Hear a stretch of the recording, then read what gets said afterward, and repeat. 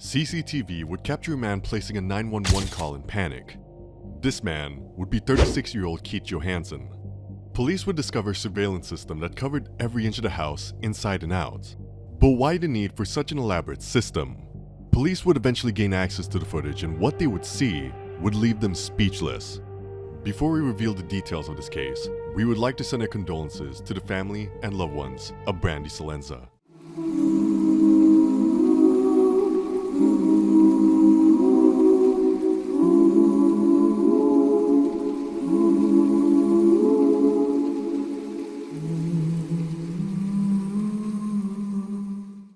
As the sun would rise on the morning of Saturday, April 7, 2018, Brandy Celenza prepares her son Rylan some breakfast. They plan to go out to the county fair later that day to have some fun, with 6-year-old Rylan telling his mom how much he loves her. I love you. No, I do. Asleep in the master bedroom would be Keith Johansson. Brandy and Keith met in 2014. At the time, Brandy was 21, a single mom, while Keith was 32. 11 years or elder. While there was a large age gap, Brandy was looking for a stable relationship, and the older Keith seemed to provide that. After 3 years of dating, the two would get married in 2017. They would eventually move into this house at 23 Felter Lane and begin their life creating a loving home to raise their child Ryland in. It was such a great area to raise a child, close to the beach with great facilities nearby. Although Keith was not Ryland's biological father, he had adopted him as his own, and Rylan would refer to him as Daddy. From all appearances, everything seemed to be going great for the Johansson family. Shortly after the mom and son had enjoyed some breakfast, members of the local church would stop by. They would offer her some reading material, which Brandy was happy to accept, appearing to enjoy talking with the couple. After a short conversation, Brandy would walk back inside. Little did she know that this footage would be the last of her ever captured alive. Only minutes after the churchgoers had visited, this call would come into the Flagler County Sheriff's Department. Okay, what's going on there? I was in the shower. I heard gunshots. And I think my wife shot herself. What happened? I was in the shower and I heard some gunshots. Okay. I think that my wife accidentally shot herself. Do you see her? Yes. All right, where did she shoot herself? Looks like in my bedroom. Where did she shoot herself bodily? I don't know. I can't see it. What do you actually see? She's laying down right next to the bed. Where is she bleeding from anywhere? I don't see it. I don't see blood. Okay. Do you see a gun on the floor or anything? Yes, I ain't moving it. What kind of gun? It is a 9mm. Okay. Do you see any head wounds? Did she shoot herself or anything in the head? I need somebody to page it out for me. Do you see anything in the head? No. All right. Do you see any? Have you tried waking her up? Do you see any part of her body where she got shot that you can possibly apply pressure? I can't see anything. The 911 operator is trying to get Keith to render medical assistance to his wife, but he doesn't seem to want to cooperate in helping her. As police would race to the scene, the operator would stay on the phone with Keith. The 911 operator would ask if she was breathing, and if he could possibly give her CPR.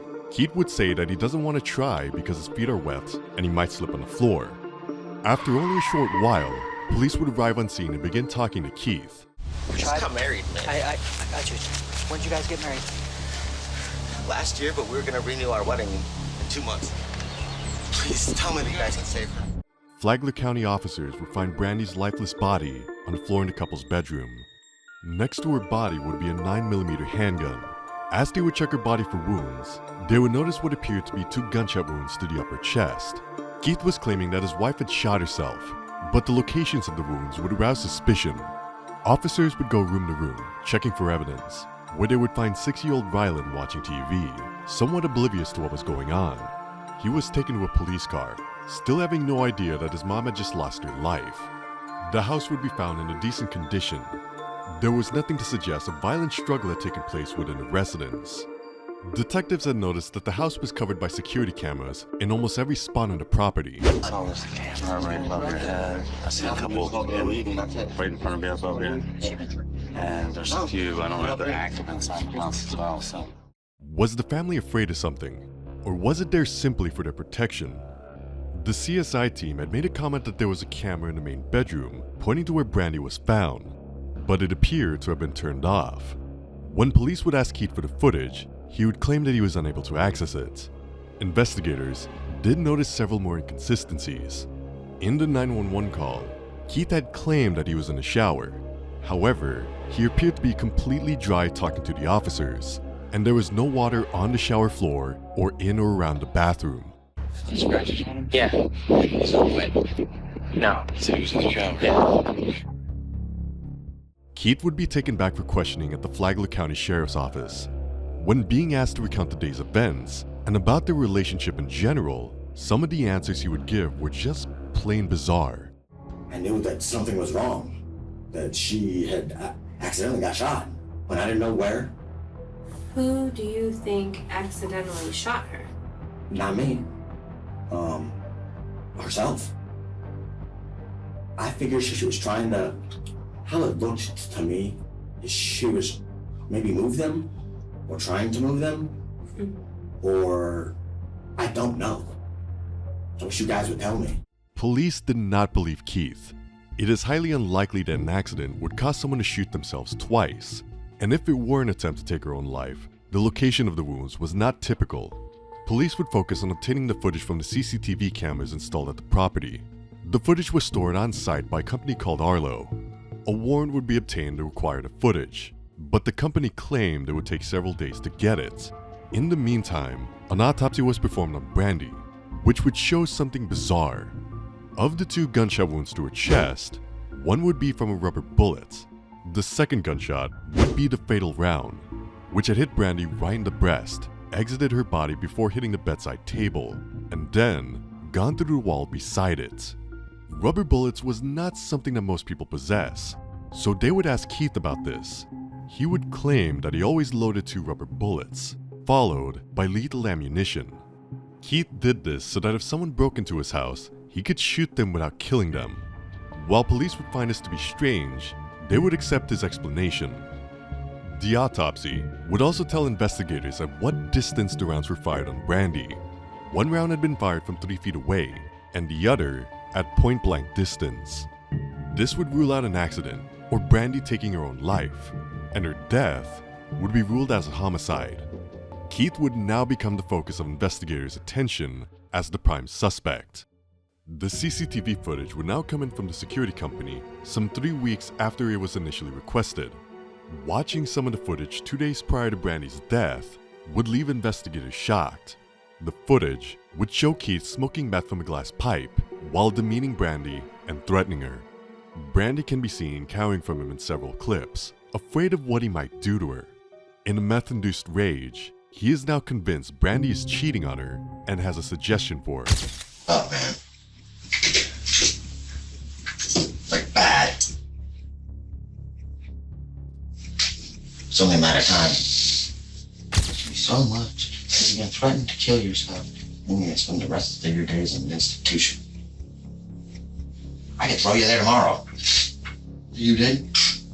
No problem. Yeah, you push a person to either beat or kill you because you're... I suggest you use it. Give you too many chances, man. Too many. Show a cop these videos. I'd rather be in prison. I could call one of my homies and make sure you both die. Why? Sure. I gave up everything on a chance. When somebody lied. Cheats. Does this and that. You know what? I'm gonna leave it here to haunt you. Maybe one day you will. Shortly after this footage, the camera in this room would be deactivated. On the day of the shooting, Keith can be seen entering the living room at 10:33 a.m., appearing to have just his pants on. 1 minute later at 10:34, Brandy is observed getting something from the living room before returning to the main bedroom. At 10:37, Keith can be seen calling 911, meaning Brandy had been killed in the 3 minutes since she was last captured on camera. Keith can be observed on camera talking to the 911 operator, claiming he was checking Brandy's injuries. In reality, he was attempting to hide his drug stash so police couldn't charge him for it, which was captured on camera. With the video evidence now in hand, police would arrest Keith Johansson and charge him with first-degree murder. The case would eventually go to trial, and the prosecution would point out the fact that Keith had said only days before that he was going to kill Brandy. Because of this fact, they would also add the charge of premeditation. They would also show the amount of torment and manipulation that he would make her endure. But then a shocking admission would rock the murder trial. In a phone call recorded from jail, Keith would then put the blame on 6-year-old Rylan, accusing him of pulling the trigger. No one would buy the story, not the police, nor the prosecution, and even his own family wouldn't believe the outlandish story. After coming up with a story that was completely unbelievable, Keith would then claim he was mentally ill and wasn't fit to stand trial. The court would order a mental health assessment, and he would be found fit to stand trial. His only problem was that he was a compulsive liar. These powerful opening statements would be read by Assistant State Attorney Jennifer Dunton. I've got to get away from you, or I am going to kill you. You have to tell me when you're masturbating when I'm gone, or I will kill you. Those were the words of this defendant 2 days before his wife, Brandy Celenza, was found shot and killed in their home, in their master bedroom. Those threats to kill were captured on their home surveillance system, on a camera in their bedroom on April 5th. Keith's defense lawyer, Gary Wood, would then come out with a completely different version of events, the third time such a change of story had happened. Ms. Celenza was killed in self-defense, and you're going to hear instruction about what self-defense is and justifiable homicide. It's a very tragic case, and I'll explain what happened and what evidence you will hear, both through cross-examination of the state's witnesses and from testimony that we'll also provide on our side. Keith would then take the stand and describe this completely new story, adding that they had both been on meth for 10 days before the incident, causing his wife's odd behavior. Well, I woke up and I went to the living room to retrieve my pants because I was thinking about him taking a shower. Then I pretty much was in the bathroom, took off my pants, getting ready to step into the shower, and I heard her say "boo," which is the nickname that she uses for me. So I go out there, and she had a weapon in her hand.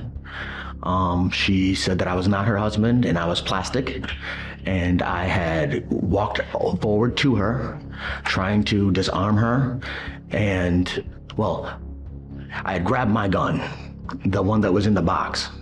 Okay. Mechanic? Yes, correct. Okay. Then I started walking towards her, trying to, say, hey, man, and trying to bark orders and for her to drop it and to disarm her. And then she would not do so. So I got closer and I tried to grab it from her, and she lifted it up and a round went out of my gun on her. Then she cocked and swung as I'm retreating, and another round I pulled off because she was pointing a loaded weapon at me. So how many times did you fire the canic? Twice, sir. Twice, okay. And where were you at and where was she at when the first shot went off? We were almost face to face. Okay. And because I was trying to reach down and get it. So using the bed as a reference, where were you at in reference to where were the two of you at in reference to the bed? Well, how it is, sir, is there's a space, there's a gap between our bed and the wall. And there's a dresser right over here. So we were, man, I wish I had a diagram and I would show you, but so here's the nightstand. She was right here and I was right here. By now, a pattern of continual lies and fabrication is what Keith became known for. The prosecution would throw his claim of self-defense as ludicrous, stating the continual lies and change of stories just showed the character what Keith was really like. When the toxicology report was done, it showed meth was present in Brandy's body, but not at a level that would cause psychosis or delusional thoughts, as Keith was claiming. She had just visited a neighbor the previous day to her death, and they would claim that she seemed completely normal. Ultimately, it was up to a jury to decide if Keith was guilty or not. After deliberating for 3 hours, they would come to a decision of guilty to the charge of first-degree premeditated murder. He would be sentenced to life without the possibility of parole. Brandy's sister Amber would have a chance to add a statement at the end of the trial. Brandy wasn't just my sister. She was my best friend. She was a mother. She was a daughter. She was young. She still had a whole life to go. And he just took her away and nobody was able to say anything.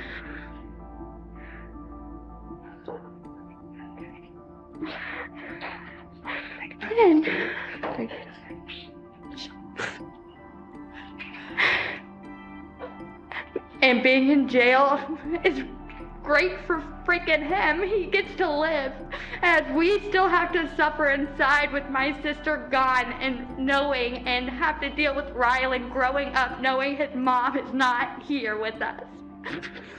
Thank you. Rylan is now being raised by his biological father. This case highlights the many dangers that some people face in toxic and abusive relationships. Domestic violence is a huge problem within our society, and this case ended with the worst possible outcome. We hope that by shedding some light on these issues, it might give you or a loved one the courage to leave an abusive relationship before it's too late. Please let us know what you thought of this case in the comments below, and get subscribed so you don't miss our next deep dive into true crime. As always, thank you for watching, and we'll see you in the next video.